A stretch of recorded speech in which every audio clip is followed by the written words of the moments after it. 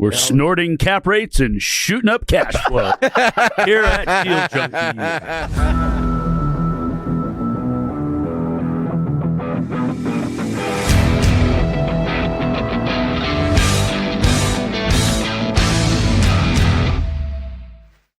Should I say it?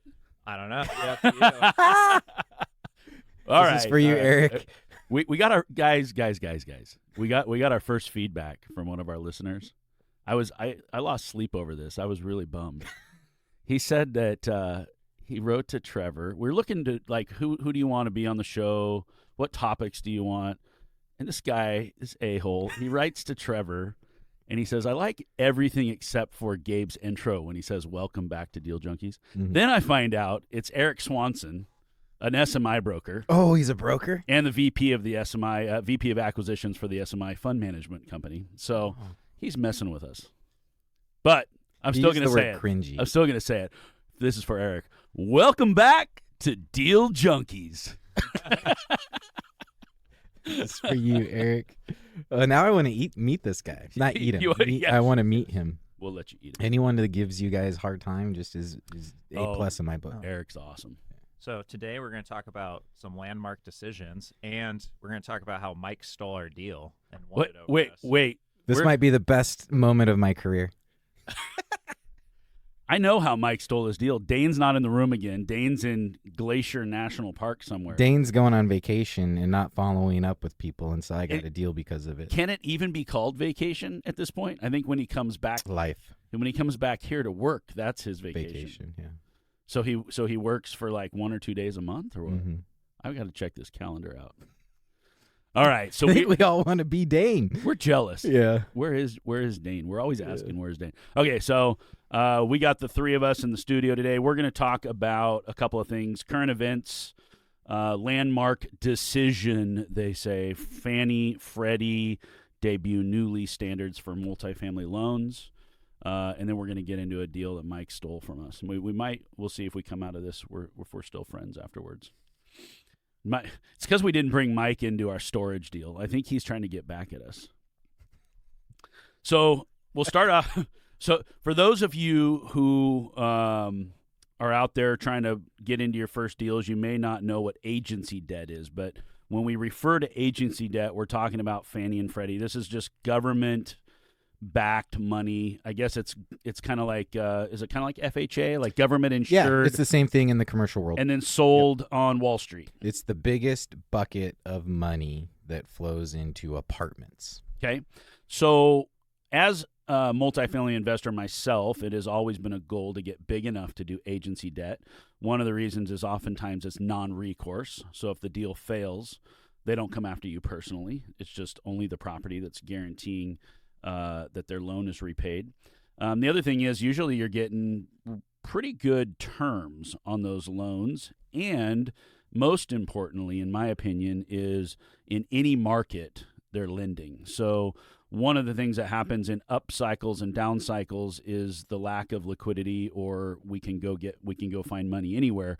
But in a down cycle like we've been in the last couple of years, the debt markets are very illiquid. You cannot, walk into a bank and borrow money for a commercial loan. You can get agency debt. You can go after loans with Freddie and Fannie, especially if you need to refi or do something. So we talk a lot about building wealth, which is equity in our buildings. The problem with equity is you can't eat it. So when you need cash, you got to go sell or refi. In a sale event, the buyer usually needs financing, and in a refi event, you need the financing. So if the financing dries up, you cannot go tap your piggy bank to get that money out. And so the biggest investors out there use agency debt to free up that equity. Okay, so here I'm just going to read real quick. The article says Freddie Mac, Fannie Mae have introduced new minimum lease standards for multifamily properties seeking financing. The new standards include protections. One of them is a 5-day grace period for rent payments, which I think, I don't know. For SMI, we're due on the 1st, late on the 5th. I don't know if that's probably a 4-day grace period. So I don't know if now you're late on the 6th if you're on Fannie and Freddie. 30-day notice for rent hikes, which in Oregon were 90-day notice. Mm-hmm. So we're already more stringent than what these rules are. Non-compliance can lead to penalties such as raising your interest rate by up to 20 bips. And the policy takes effect February 28th. I think one of the things that they're not really talking about in here that I've read about is they're really trying to scrutinize the underwriting more.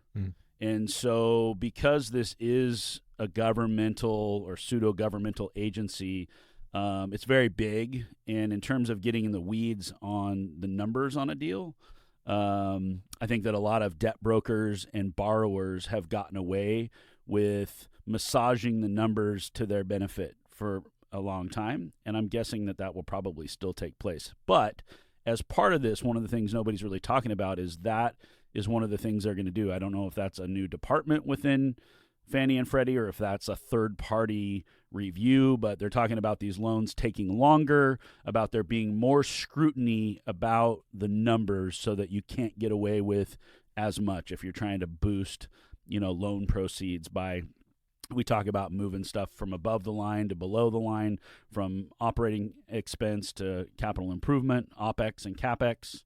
And so, a lot of investors will run two sets of books. They'll have a set of books for the IRS and a set of books for the banks. And it's legal to do this. It's just one of them is showing the exact same numbers, but just in a different way, to where it's more advantageous for you to get loans. But unfortunately, the one you want to show the IRS to not pay as much in taxes is exactly the opposite of what you want to show the bank to go borrow money. So, questions, guys, where are we at? What does this mean for the multifamily industry? So in Oregon, it means nothing, right? Well, I mean, I think that anytime you add regulation, it means something. So if this was considered, I don't think that agency debt was ever considered to be easy money to get. They want larger loan sizes, larger properties. They want bigger operators. So it wasn't necessarily easy until you got bigger. But I think once you were bigger, it was a lot easier to get these loans. So like you'll hear people talk all the time, Grant Cardone and some of these other guys will talk about how it's so much easier to borrow $10 million than it is to borrow $1 million. It's true once you get to a certain point. If it's day one at your first deal, maybe not so much. Can't you not even do a Fannie or Freddie loan unless you've done one before? So you have to partner basically to get your name on one? We've been told that before. I don't know. I've never read that in their bylaws or anything, but we've been told you cannot get into Freddie specifically unless you've already been on a Freddie loan with partners. So, how does the first person ever go get a Freddie loan? I guess somebody that before they had that rule already had one or something. I've been on some. I've owned buildings that had Freddie loans on them, but I wasn't a signer on those loans, so I don't know if that I guess it does qualify because we're trying to assume a Freddie loan right now. We were doing another one with you. The one up in Portland. Yeah. So I guess the takeaway here for me is that, I think that they're going to make it a little bit harder. Yeah. I think that debt brokers out there, people that are used to going after agency debt where they know they can sort of massage their numbers the way that they want them to be, there might be more scrutiny. It might slow the process down, the amount of time. It's already really, really a long process. I mean, longer than a normal bank or credit union typically from what they'll say that they'll close in 60 or 90 days. I've never seen that happen. And by the way, when you go to agency debt, they tell you when you're going to close. Yep. It's not the other way around. And so they really could care less about your closing timelines. It's up to you to go be able to extend those contracts. So when you're going under contract, be thinking with any loan that you're going to get that you want to bake some extensions into that contract because even normal banks and credit unions, they care somewhat and they try to work around your timelines, but they make it your problem, really, if you're going to fall out of contract on something. So with the above the line, below the line thing, you think they're going to start adding in CapEx to your NOI and scrutinize it? Yeah, and I think that they're going to take CapEx from your NOI, you're lowering your add it back in. Yeah. I think what they'll do is they'll have some sort of industry standard for what is OPEX expense ratio. Your expense ratio. So if you fall outside of a variance on your expense ratio, it'll raise a red flag, and they'll say, no, this runs at too low of an expense, which your appraiser already does anyway, right? We've run buildings that are below the expense ratio that are in a higher NOI than what our appraiser came back at.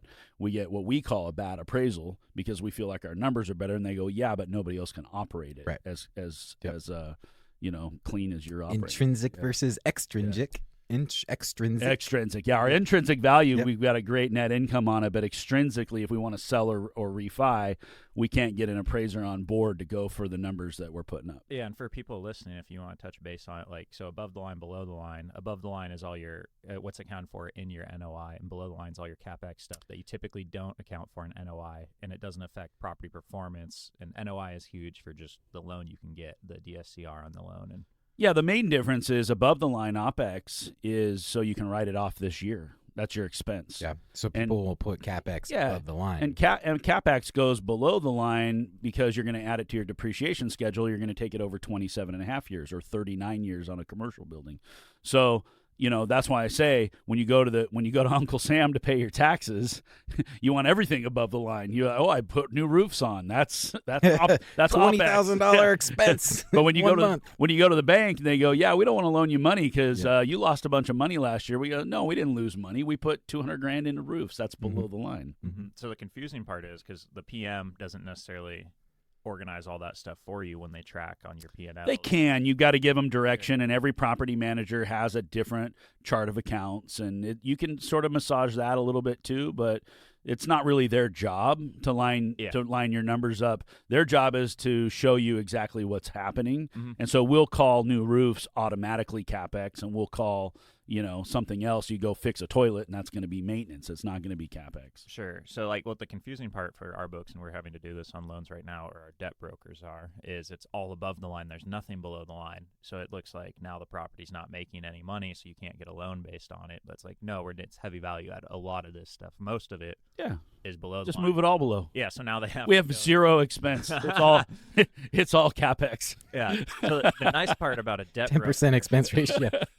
Or a good debt broker is they do all that stuff for you. I agree with you. And I think if you're going after a loan this size, you're probably going to have a debt broker. It's super important to have, I believe, a layer in between you as the borrower and who the lender is anyway.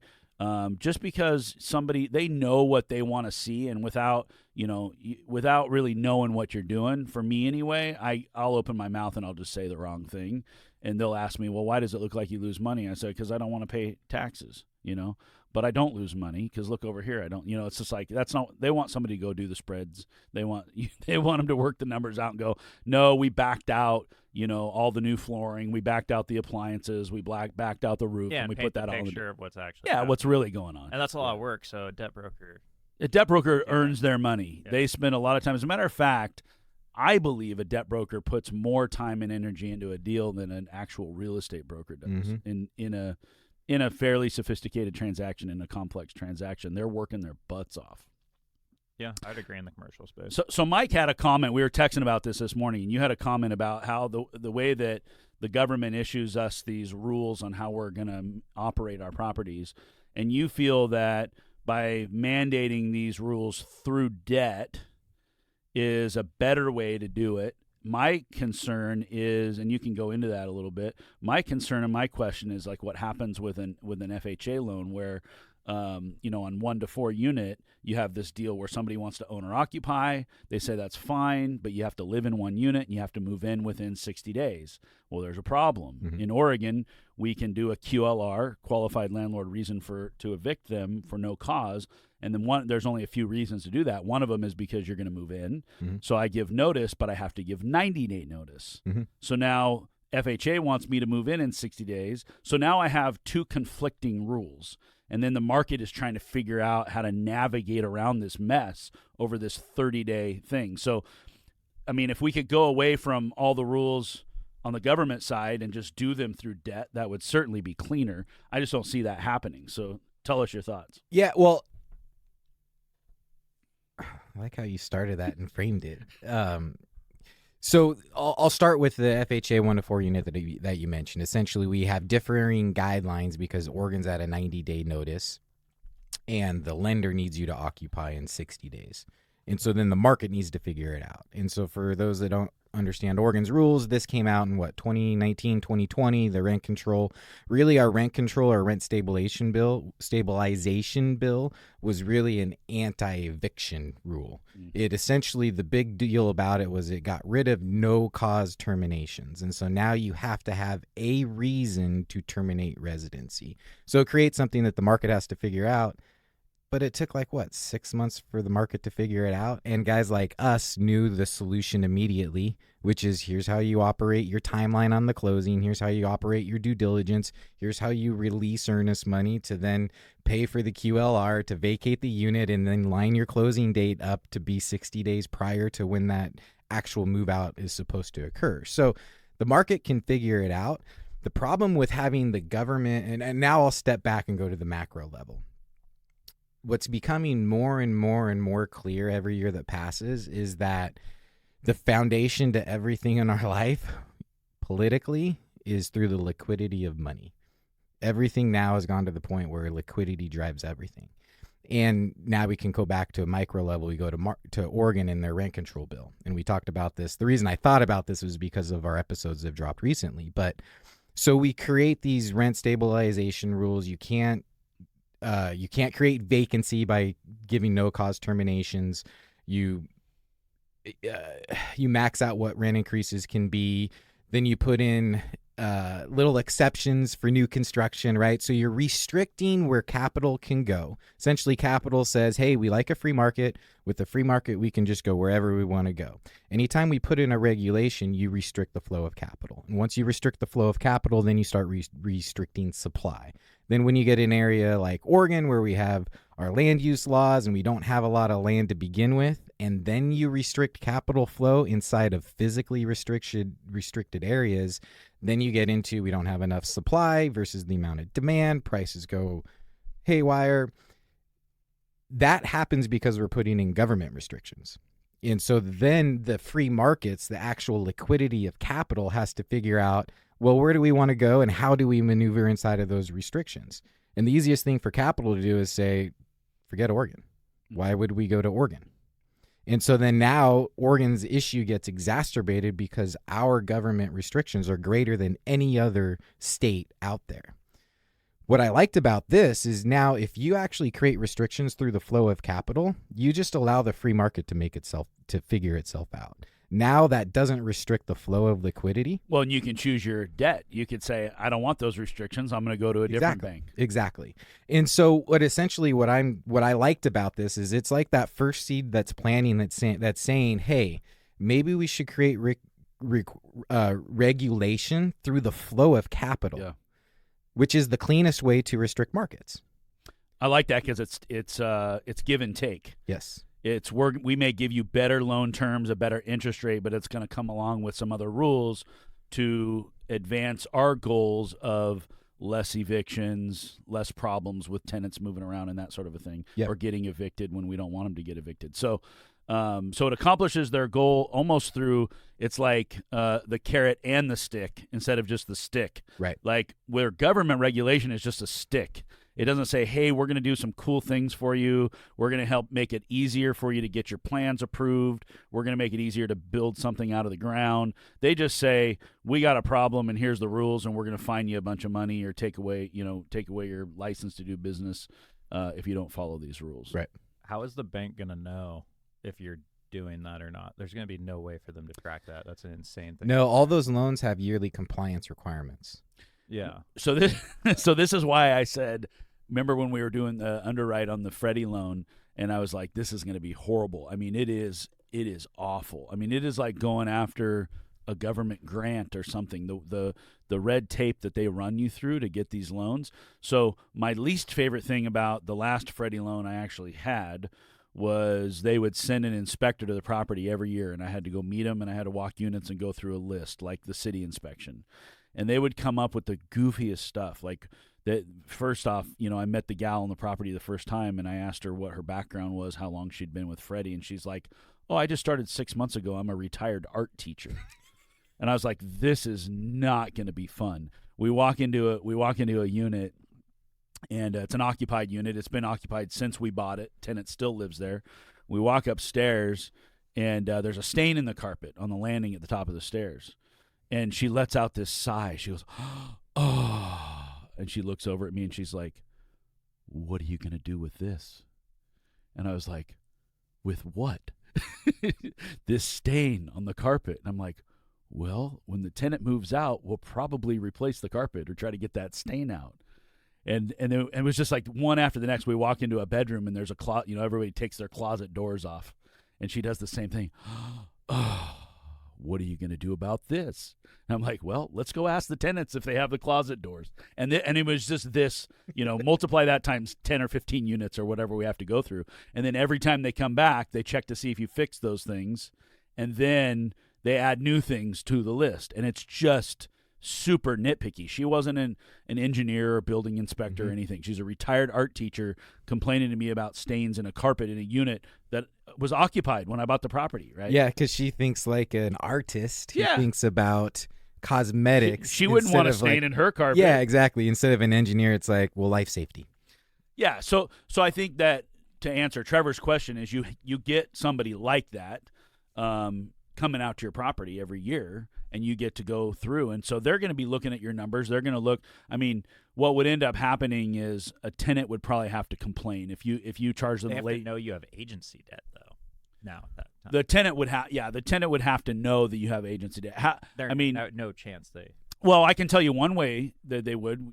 There's a late fee that's charged on day 5, and landlords make a lot of money on late fees. So they see it in your book. So they see it in your books that you charged late Mhm. fees every month on the 5th of the month, and I mean that's one way for them to What find they out. went Do you when keep you those as a charge- landlord, or does your property manager keep them? It depends on the agreement, but Mhm. usually it's either split 50-50 or it's usually split. I think Split. at least old school it's split 50-50, but sometimes it just goes to the PM, sometimes it just goes to the owner, depending on how you Mhm. negotiate it. But they still won't know, even if you have late fees on the line item, like when it was. Yep. To what your point is, and this is what Dane talks about, is it can't be a law unless it's enforced, right? And so anytime they're going to come up with new regulation like this, they're going to have auditors that are trained, that understand how to pinpoint these exact regulations that they're Mhm. putting on the loan. And here's my point where on that is lenders are significantly better at enforcing compliance than the government. And so I alluded to one of these scenarios when I was on the Rental Services Commission, a commissioner on that board, where one of the landlords got set up by a bunch of people coming in and giving public testimony. It was all set up by a tenant advocate. In that scenario, it was a LIHTC building. So it was a LIHTC building that had LIHTC compliance requirements on it. It was bought by a California developer. The California developer hired a local attorney, and that attorney was on the board, so this is the person that got set up. And so the attorney's giving out all these notices and whatnot based on their client, the California developer. And this property, based on the definition of an SRO versus a studio versus a one-bedroom, now you're in gray area and how LIHTC affects your rent increases and what the rent can be and the AMI and all that. The problem is the developers' analysis of the code of how they define those units meant that their max rent would be higher than the previous owner by their definition and their interpretation of the code. So then you get all these rent increases, and the entire building goes up in chaos because of a different interpretation of code. The problem is LIHTC doesn't have the manpower because it's a government organization. Tell us what LIHTC is. LIHTC is the low income housing tax credit. Right. And so there's compliance behind it, which says you have to keep your rents below a certain point based on area median income. And then they break that down by the unit. SRO, single room occupancy, studios, 1 bedrooms, 2 bedrooms. So each unit is going to have a max rent based on AMI for the area. The LIHTC is something you use when you're building a project, right? It's the funding mechanism to build affordable housing. They're using tax credits Yep. to fund a new project, and along with that new project, this is like the carrot and the stick. Yep. You get this amazing money, but it comes with a set of rules. Correct. And so very similar to what we're saying with the new landmark legislation at Fannie. So along with that capital comes compliance and rules that you need to go by. And then what Trevor's getting is, well, how do they actually know that you're complying? And what I'm getting at is lenders are run better typically than what the governments run. And so when you have public employees for the LIHTC division who their focus is on approving buildings, getting the credits out, and letting you build. But years down the road, that building's sold, and now you have management issues, compliance issues. The government body doesn't know how to solve them because they're a government body. Whereas if you have a lender and it's a flow of capital, they have more of a say at the end, right? They're more vested in the project because it's their funding. Yeah, they got skin in the game. Correct. Yeah. And so I look at it that way, as it's just a better way to, it's a much more efficient way to bring a actual full encompassing solution to the problem. But the problem is they're going to enact this, which is by choice. You can take that loan or not take it, Yeah. but we're still going to have all of the statewide laws, and then we'll have these federal laws. Right. And to me, I'm a fan of shrinking it down as small as it can be, so that we get, our regulation should just be for this county that we're in, not even for the whole state. I think we should, because every need is different. Yep. Right. Yep. And that's what I'm saying is by getting rid of the government regulation, Which they won't. they won't. That's the problem. They never Yeah. do. Well, maybe 50, 60 years from now, because we've planted this seed and shown that how you can combine legislation and liquidity, maybe that changes how we look at things down the road. When they're making these federal rules, does anybody ever stop and look at how they interact with other states? And then if they go like, hey, we got 40 out of 50 of them, it lines up, the other 10 can just figure it out. They don't care. It's just, this is a federal rule. Yeah, I think it's the right hand, left hand. We're just so big. Every level, at the city level, county level, state level, federal level, we just get more and more fragmented and more separated, and the right hand's further from the left hand. And this is why in a couple episodes ago you were talking about, I think you were talking about like Joe Biden and the whole 5%. He was talking about a rent cap right before he stepped down. And it was like, that's never going to happen. Right. And it's not going to happen because when you try to enact something like that on a federal level, it won't ever pass Yep. Congress or whatever because they know each state is going to have their own rules, and Yep. some are probably already going to be more stringent than what the federal government wants. Right. So it doesn't work in that scenario. But if you just say, hey, this pool of capital comes with this restrictions with it, Yeah. naturally it'll flow to the markets where it because makes that's sense. not a regulation on everybody. That's just Yep. a regulation on those that want to take that money. Yep. And so now that money is going to have to be attractive enough to offset the rules that it comes with. Exactly. And when we're talking about the largest pool of money, that does have impact in the marketplace. Especially in multifamily. Yeah. I think Fannie and Freddie's the largest Mhm. lender for multifamily. Yep. Okay. Trevor's so bored he hates Yeah. this stuff. He's like, I can't wait to get to the next one. If you're a listener, let us know if you like economics or deals better. My vote's for deals. We talk about both. I we just talk want to talk about both. deals. I don't care about econ. You will care about it when we get our first agency loan, and you Yes. get to go meet the art teacher on site and go walk the property with her. All right. Well, we'll wait till that day. So I want to. Talk Sometimes about I love deal. this guy and sometimes I hate him. No. I need to figure out this deal. So this is a deal that we were bidding on, me, Gabe, and Dane, against Mike, and Mike won it over us. We didn't know we were bidding against We did. Mike. We I did was not, so quiet yeah, about we it. did not know we were bidding against Mike. Apparently, Mike knew he was bidding against us. Was there a lot of people bidding? I against you? assumed I was bidding against you. There was like six maybe or yeah. so. Yeah, I don't know really. But anyway, we won't describe it in too much depth of where it's at or whatnot. But can you give us? You know the deal better than me because Dane was mostly looking at it. But give us the high level of what the deal is. and Yeah. what it looks like. Yeah, 14 unit, Okay. just a 14 unit little apartment. And kind of the scenario was grandma and grandpa own it. Grandpa died, and then grandpa knew everything. Grandpa built the 11 unit. And it's just like those typical estates He where, built okay, I thought it was a 14 unit. so that's what I think you guys didn't understand that I did and why I won and you didn't.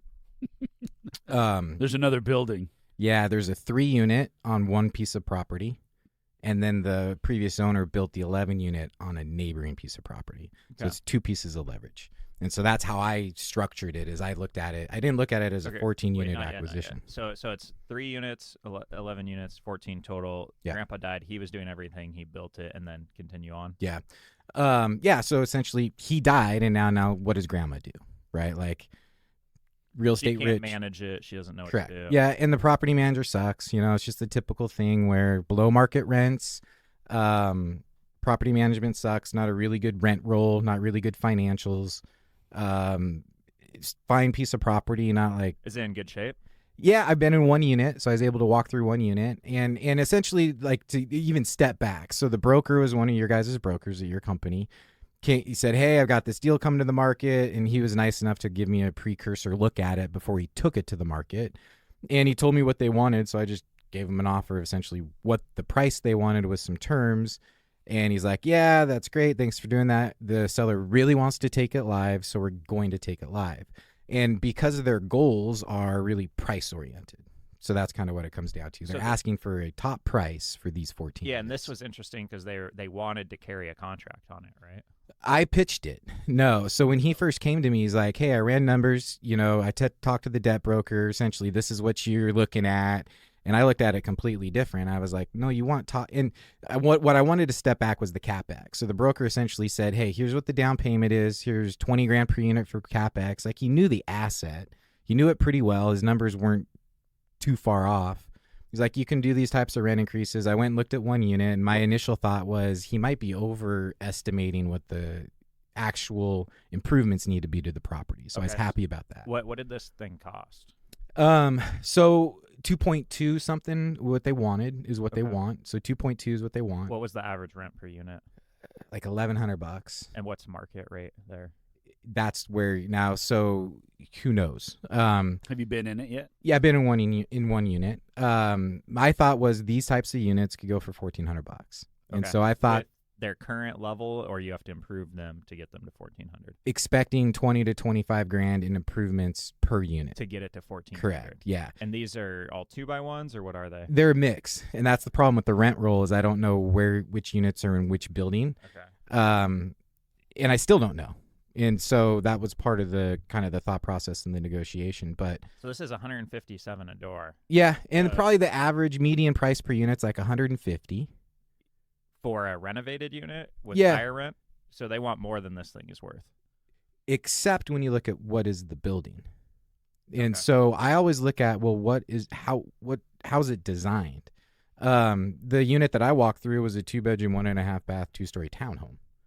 And so it's not your 2-bedroom flat, 1 bath, 2 common walls. This is like you have parking. Oh, you can get more than $1,400 for that unit. Exactly, right? And so the 11 unit is a mix of these townhome units, which I've seen one, which are 2-bedroom, 1.5 bath. Great floor plan. They look like they're built in the 90s. I think they're built in the late 80s. It's carpet paint. Where is the property at? Whoa. We got to keep it on down. But I mean, trying to. It's in the Vancouver. It's in the MSA. Couve. It's in Portland Couve. Wait, actually, we should kill Mike's deal so we can buy it. So no, you can't. It's already. What I'm getting at is it's not in Sweet Home. So it's not in Sweet your Home. rent in a 2-bedroom, 1.5 bath townhome is I mean, you're going to be $1,695, something like that, $1,650. Yeah. Well, the problem with Vancouver is a lot of new construction, right? And so now how does that affect the marketplace? But right, the way I look at units is it an average unit where I'm competing with a bunch of average sellers and we're just fighting to the bottom? Is it a Walmart unit? Or is it a nice unit to live in? It can be a condo. It's more of a Costco type unit. And so when I went and saw the property, I'm like, A, I don't think it's going to cost this much to renovate the units. And B, these are more like Costco units than they are like Walmart units. And so my thought is I don't mind being in at max price on these type of units because they're easier to rent. I'll have lower vacancy, probably get better tenants, probably have lower maintenance, the whole picture that goes along with owning that asset. Okay, so you're looking at this thing, you're buying it for $157 a door. Your first thought is there room to run on, like the value to add? What do you think it's worth, not including the financing terms? Once you go do that 20 grand per unit and you get rents to what you thought was market, what is this property? I imagine if someone cashed them out, it would be significant, at least 10% less, if not more. The county value altogether is like 2.3, so you're buying a little less than the tax record. That's good. Yeah. You think, though, based on the rent roll, it would trade today at 10% below list? As a cash out sale, probably. Because of the rent roll and the actual physical asset, the condition. Yeah, and it's the below market rent. You have to bring I think his numbers where you'd have to bring 40%. It was a lot down. Yeah, so for this is worth like $200 a door maybe once you get rents to $1,600 on average. That's what I'm hoping. Or That's so. kind of what I'm thinking. Yeah. That's So yes. you have like whatever $700,000 or so of upside potentially on it, but you have to spend $250,000 to get there. Mm-hmm. Okay. If Mike gets this deal, Dane is fired officially. Oh, I'm so excited that you guys like this. I was like so reluctant to even bring this deal up. Wait a second. Yeah. You said something about so you offered them seller carry and they were down with seller carry? Yeah, so initially they wanted cash out. This was before it went to the market, and I just made a seller carry deal or offer. I essentially said, "Hey, look, here's how I look at it. You guys want max price. I'm just not the guy to cash you out. Here's what I would do. Here's a down payment, cover the commission, get them some cash." Specifically what I did though is I want to reduce my capital going in, and because it's 2 properties, what I offered, which you guys didn't, was another principal reduction. So a low down payment going in, and then within the first year, another principal reduction. Because you're going to go payment. sell the 3 unit. Sell the 3 unit. So they're going to have to release that lien on that unit Correct. when you sell it. Yep. So they get a principal reduction and they do a lien release for you on the 3 unit. Now you own an 11 unit with no money out of your pocket. Yep. So I looked at it as instead of looking at it as acquiring a 14 unit, I looked at it as like an 11 unit seller finance burr. That's a Logan DeVos move right So- there. Mike just played you guys. Did you see I that? should have looked at the deal. I'm in charge of equity. Oh, I'm so happy. Now it's Trevor's job that's on the line. Yeah. But so what are you bringing down on this? It was a 10% down payment is what I offered. They countered that at the end, Okay. and I just didn't want to fight it at that point because I don't know what I'm even looking at. Yeah. So what are you bringing down now then? 15, 12? Like No, yeah, 12-ish, Okay. 12-ish percent. what rate do you have? Like what's in turn? It's essentially market. I just did interest only payments to kind of step up. or like a 6% rate to start or something? No, starts lower than that and then gets up to market rate. Oh, I see. Yeah. Okay, so it gives you a little runway. Yep. And then how are you structuring the debt? What amount are you putting on the triplex versus the 11? Yeah, well, this is the beauty. All we've decided on is the macro global terms. So I've already got an email out to our cost appreciation guy. How do we want to structure this? So one way to structure it is 2 different closing statements. Like I'm running numbers on selling that triplex at $700,000. Well, what if we structure it so it's $700,000? Yeah. Your broker thinks it's worth $9 million. I don't think that's. Does it need a lot of money? I don't know for it? because I don't know the rent roll. I don't know what units are in what buildings, and I don't know what condition I they're. would guess, just with that, I have not seen this thing. I have not Yeah. looked at the rent roll. I have not looked at anything on it. I just know the super high level. I would guess just off like back napkin, $550. For a triplex? Have I you mean, worked I in don't that know the market? Duplex Have you is- worked in that market? A No, little bit. no, duplexes in that market are $500,000. Okay. You won't find anything on the market under 5. All right. Doubt me and see what happens when you're stuck in the deal and you got to pull. Trevor's trying to sell one of my duplexes right now for $689 in Astoria. So I think he could get $750. I think he's trying to get me to walk from the deal. You can get No. you can get 7+ out of that Yeah. if it's clean. So that's what I ran it in. And they're big units. I kind of look at the rent roll, and I think that the bigger outlying units are in that triplex. And so it may be a $900,000 asset. And then if it's a $900,000 asset, maybe we're actually getting money back. So from you're that gonna sale. bring a $250,000 down. You're gonna sell that thing. You're gonna pay off the $250,000. What is the idea here? How much money do you put in your pocket versus how much do you have to do of principal pay down when you're structuring it this way? Yeah, we agreed to a $300,000 principal pay down. Okay, so you're putting a $250,000 down. You're selling it for $700,000. You get your $250,000 back plus pay down another $300,000, And some rehab and then you funds. have the rest to rehab the building. Yeah. Oh wow, that's cool. Yeah. Dane, are you listening to this? I think that's how he was looking at it too. Yeah. But I don't know if he just hit a cap of what he was willing to. Well, do so I'll tell you, Sang doesn't like the deal at all. yeah. Because that market's flooded with new construction. What's where's your absorption rate? Can you get those? But he also hasn't seen the property. If I hadn't seen the property and walked that one unit, I'd probably have a different opinion on what I could get the income up to. How'd you win the deal? There's multiple offer situation. Yes. I never changed my position. I just let it flow. So I felt like I made a really good offer out of the gate. When it was 6, so then it did go live, and there's 6 offers, and then I hear from your broker, hey, this is what's happening. Do you want to change your terms? Like, no. So it went into escrow already with terms that were much stronger from what I understand. Oh, and then it fell out. Fell out. Yep. Oh, At inspection or when? Yeah, I think it was before inspection. I think they walked the units. I don't know that Yeah, even so if it was a real buyer. what you find on what we keep Yeah. finding on so many of these deals, they just go with other people because these people don't actually know how to do deals. Yeah. And they're like get into a deal and then they look at Oh, it and they like have no clue. It's one. It is one strategy to just make offers at full price and make it look really good on the front end. It's all contingent on Yeah. your inspection, so it locks it up for at least 30 days, and you get to go walk it, mess around with it, and then decide what you want to do. So many of these people see the seller carry option, and then they're like a contractor special, and they get into it, but they don't know the numbers. So like that 32 unit we're looking at, for example, like I think we'll end up buying that thing because we see what people are offering. They're like, oh, we have this full price offer, this, and we're like, you can't make money on that. Like we can do the work cheaper than anyone else with our partnership. And like Yeah, we know that. We just know the numbers better. Yeah, I'm like, okay, they will not do that deal, and if they do, they will lose money if they do it that way. And That's okay. We want them to have that deal if they're going to lose money. Right. Yeah. But that's probably Yeah. I mean, that's what I'm assuming that happens so many times that we see. That's exactly what it happens. And especially when, like, in this scenario, and I had a conversation with their broker, I'm like, look, your seller's trying to get every penny they can up front, and no one's even seen the building. And what's their biggest, in the exact words he used to me, so 6 offers, calls me back. There's essentially 3 parties, our offers, and then the one they accepted. And Gabe had 2 offers and one from another. Yeah, I imagine he did. So 6 of those offers, 4 of them were from us, right? So it sale fails, and he calls me back, and he's like, hey, here's what's happening. The owner's giving me permission to go back to you and that other seller finance offer. They're really concerned about being retraded. So somebody else offered seller financing, Yeah, and it wasn't advertised that way. correct. Or after you offered it and they said they might be open to it, The broker's not an idiot. the broker's like, hey, they might carry. Because he didn't, it doesn't sound, I don't think he had that conversation with the seller earlier on. Like, he really structured it as a bridge loan. That was his memorandum, or his packet was a bridge loan. With the seller carry. No seller carry. Oh, he thought you come in with a bridge. Yeah. Not enough meat probably to Right. do that. Yeah. Yeah. That's exactly what he was missing, is the price doesn't allow that to happen because you don't have the forced appreciation. Yeah, it'd have to be 20% below what it's listed at. Yeah, so when I looked at it, I was like, well, this only works as seller financing.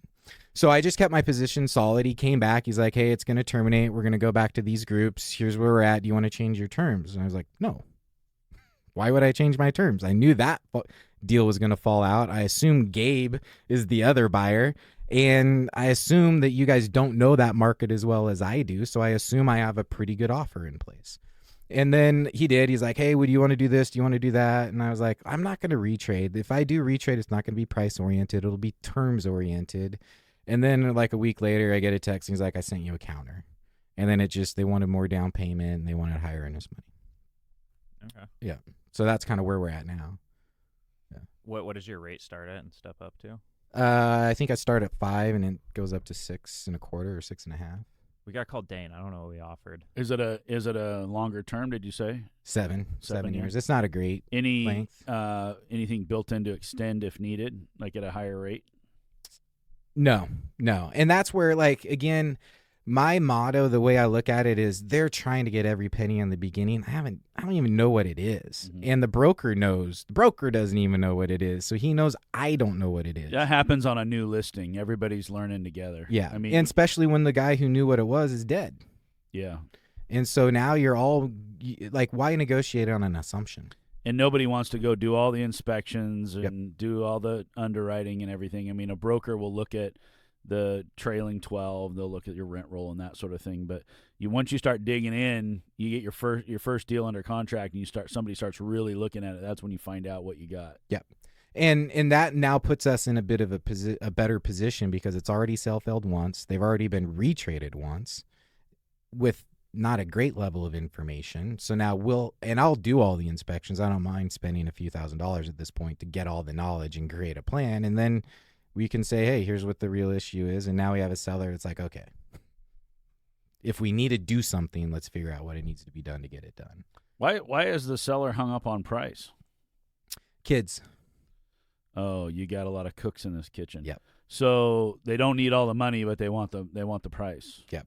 Yeah. So when it was essentially when I first heard about it, it was really we need to get the cash flow back. We need the income stream back. So they want to be living on the money just like they have been, and not have to manage it. It's all management related. Yep. They're almost hiring you as their property manager. You want to That's essentially what they're doing. And I love negotiating seller finance deals in that scenario, which is, what's your current NOI? I'll match There you go. That's your monthly payment. Yep. And now you go improve it, and that's your profit, and then you own the asset long term. And she Absolutely. will love you for it because Yep. she doesn't have to do anything now and makes the same amount of money. And then when you talk to him once a year, you're like, you wouldn't even believe what the tenant asked me to do. I think I had. Yeah, for everybody listening, this is a really, really this is a pearl of wisdom Mike is sharing with us here about helping people retire and giving them what it is they want, and knowing that, they did want a price, but it's tied to something. Their goal was to continue to live on that cash flow every month. It wasn't that they were going to go buy something for $2.2 million. They needed that number to hit their cash flow that they're already hitting, and they just don't want the headache of running it anymore, and they still want to live on that money. Mike solved that problem for them. That's how you get your name on a lot of real estate. Yeah, you're structuring as a win-win too. Most people come in there and they're trying to structure it win-lose, and you'll never get it accepted. But you're giving her what she needs. She's thrilled. She's the most thrilled party in that transaction. Right. She gets to make the same amount of money, gets her price paid out eventually, and does nothing. The risk is Mike fails, and she has to foreclose and take the property back, and it's in worse condition than it is today. And if she's listening, that's super high risk. Go with that backup offer. Do you want to hear what we offered on it? I found it. Sure. Okay, so we offered 2.25 mil. Yep, that was our offer. That's the same. That's their asking price. 2.2. 2.25. Okay. That was their asking Okay. price. So we were 2.25. We were going to bring 250 down. Same thing, but we started with 3.5% IO for years 1 and 2, and then years 3 and 4, 4.5 IO. For 3, 4, and 5, and then it increases to 6% IO years 6 and 7. So It's the same offer. You beat us. I had a lower down payment and higher interest, and then they just countered with the higher down payment. Yeah. So you had a slightly higher rate then. This is By great. half Yeah. a So point. now I know where I can renegotiate. They used our offer to counter Mike. You said you went at 4 IO to start. I think I started at 5. Oh, at 5. Okay. Yeah. And then on that much debt, that's what, 20, 25 grand a year. So it's $2,000 a month of cash flow. And I'm not looking at this as a cash flow play. It's literally just a depreciation. No, how you're doing it is genius too. You're getting into it for no money, just a little bit differently. Well, you have to come in with money up front. Yeah, but you and end then with no move money the parts in it, yeah. around and end up getting your money back pretty quickly. And that's Mike's model is return of capital. So he puts the money in, he tries to get it back as soon as possible. Well, it's also cool because you're actually gonna get paid to buy this deal in the end, and then have an asset. Like, this is a pretty sweet deal. You're gonna go put $250,000 in. You're gonna sell a triplex, pull 150 out, pay down the debt a little bit. Now you're gonna have a cash flow in 11 unit that paid you $150,000. And the goal, and I think we can just just naturally turn them. You're not doing a whole lot of. It's not a physical reposition; it's a management reposition. And so, if it works out right, we can sell the triplex, say, in the first 90 days. Then we just have a capital reserve account.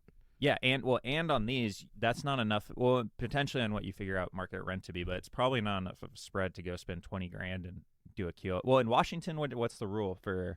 They don't. You can terminate. You can have no cause termination. You don't have rent stabilization. You can just move rent. You can go 30% increase. 30-day notice, day one. Yeah. So what is your play with that? I don't know because I haven't seen the units yet. Okay, so we'll develop a plan. Yeah. So with something like that, I would imagine you're just increasing them over time, and you're letting them naturally move out, and you don't even have to worry about it. So you're cash flowing, building up even more of a reserve after your 150, and then paying for unit turn. And here's how I went into the offer. So I also, before it went live, I made 2 offers. I made one at the 2.25 with 10% down. I made one at $2 million with $400,000 down. And all I did is I just kind of backed into, and all I did was use their current NOI, their real life numbers of their current NOI to back into. At the 10% down higher price, I need an 11% rent increase to get a 10% cash on cash return if we didn't sell the 3-plex. And then on the $400,000 down, you need to do like a 20% rent increase. So I wanted them to take the higher price with the lower down because I'm looking at it from 2 things. One, cash on cash return if there's no return to capital, or can I just get the money back right away? Yeah, that's a sick deal. I wish we would be buying it. Good job, Mike. Thank you. Again, I'm so excited. I've been like not excited for this day. I figured I'd come in here like you you did that? Like, I was talking to Matt the whole week, and he's like making fun of Mike. I think Mike's gonna buy it. You know, I'm like, I have this story in my mind about how bad of a deal I. Did you think we were setting you up? Yeah. I didn't even know you were bidding against Yeah, it. you know what's fun is we can all sit in the room and compete on the same deal and still be friends. I was actually gonna I'm say not that. friends with Mike anymore. I wanted this deal. It hurts. There's this little thing, like, you love it and you're all excited and there's no butthurtness, but there's a little sliver of your soul. You're like, God, I want that deal. I'm jealous. There's plenty of deals. There's jealousy. No, Plenty there of are deals. plenty of deals. Yeah. But I just want to reiterate again, you're going to get $150,000 to buy real estate Mhm. that pays you. Dude, you know, Sang's doing a deal right now. Sang's doing a deal we talked about. It's a lease option deal. It's a property that's on the market like $2 million. It brings in $160,000 of NOI right now. He's going to lease option it for $25,000 option consideration at $11,000 a month or $10,000 a month. So he's walking into $40,000 a year of cash flow without even owning the building. Just a $25,000 And he's check. locking in at an 8 cap? It's, I don't know the cap You rate. said $2 million and I don't even think you he's know, getting an option. I think he's just leasing, just going to master lease. Oh, so he's just cash flow play. Like just he a cash flow play. Oh. Arbitrage. Arbitrage. Yeah. It's crazy the deals you can do when you just talk to the owner and like, well, what's your issue? I don't want this building anymore. I you know, and they're like, oh, well, I'll give you $10,000 a month to walk away and 20. Yeah. It's crazy. We'll give Chad another shout out here. Chad's buying a sick deal. He's buying some, Chad Montgomery? Yeah, he's buying. We won't talk about too much, but he's buying a sweet warehouse deal. And I was looking at the numbers, and I was like, cost to rebuild. I was like, Chad, what would it cost you to build this thing? He's like, I don't know, 3.5 to 4 mil. And I was like, what are you buying it for? He's like, like 2.1. And he's really worried about the deal. And I'm like, dude, from an NOI perspective, like killer deal, you're buying it with like a 6%, like an 8 cap, and they're giving you seller finance at like 6% debt. And the your seller's price doing per a square foot. sale lease back, so they're going to sign a long-term Term lease. And I was Did he like- get further in the and deal now? it's funny, yeah, he's further along, but it was sweet because he's like learning how to do the deals and whatnot. But he's still super. I'm like, dude, to me, like I don't know this space super well to be straightforward about. That's what I told him. I don't know where the tenants come from. yeah, but It's like Mike's tower. but looking It's at him. like He's a tenant. yeah. yeah, but looking at what I But know he about knows deals, all the kind of people that need that Yeah, kind of feel that. space. Yeah. No, this is so up his alley. Perfect for It's him. a perfect deal Yeah, for but him. I was like, And a perfect buyer for the seller. but it's funny to see like super like nervous about doing the deal because it's a pretty big It's deal. a big deal. Yeah. But I'm like, dude, you are like, from what I can tell, this is a killer deal you're doing. Like, this is insane. This is an amazing deal. Like, you're making $1 million on the buy. The worst part about it is now after this, he's going to want every deal to be like that, and they're not. Oh, and gonna then do you it. Yeah. Yeah. Oh man. And I love like, so I got to sit in the car with him for 2 hours and he was talking about it, about the negotiation, about how one of the like heirs or something who has no control over the same is like negotiating all hard. And after that meeting, the actual decision maker kind of shook Chad's hands like, we'll figure it out. Yeah, well, that's another Yeah. example of like just making it win-win, trying to meet what Yeah. they want, and Yeah. it's like a perfect way to pass down income to their kids is just put this dude who can operate his business out of this, and he'll Yep. pay you monthly. Yep. So super awesome. Super Yeah. safe for them. Yeah, when you're depending on what industry you're in and where what you're surrounded by, the people you're surrounded by in your sphere, like one asset may be a lot less risky for you than it would be for somebody else because you understand the need for that type of space that you're gonna. Yeah, I was like, how hard is this for you? He's like, oh, I know people all day. I was like, Yeah. well, there you go. I was He- like, what? And I was like, do you know what you could rent this out per square foot? He's like, this, and this. And I was like, knows the Sweet, numbers. sweet. Yeah. Yep. When you're going into a deal and you're like, I don't know where the tenants are going to come from and I don't know how much they're going to pay, you might want to take a step back. Sounds like the deal I'm trying to do. No, we know. Well, which one? Not the one. care We were just, facility. oh yeah, yeah, yeah. yeah. I know where I'm at though. We're into LOI negotiations at this point. All right. sweet. Well, Dane, you're fired. I'm in charge of acquisitions now. I hope you like Glacier. You might not come back. It's rough to be the guy not in the room. It is. Any other things we want to cover before we wrap it up? We're going to come back with a follow-up episode and talk about more deals, or what are we We're going to going to talk talk about? about How how to you get actually 'em. find deals. Yeah. Oh, how to find deals. Yeah. How to find deals. That's important. Great. Okay. Well, we'll wrap it up. Thanks for joining us. Please share us with everybody. We have fans. We have super fans. We have a big following now. We have people complaining about our opening intro, so we feel it's tough to be in the public eye, but somebody's got to do it. Somebody's got to bring you all this juicy knowledge about how to do deals. So we're here for you. We're the Deal Junkies. We welcome all other Deal Junkies to give us more feedback. Just don't make fun of me because I take it very personally. All right, guys. Thanks a lot. We'll see you next time.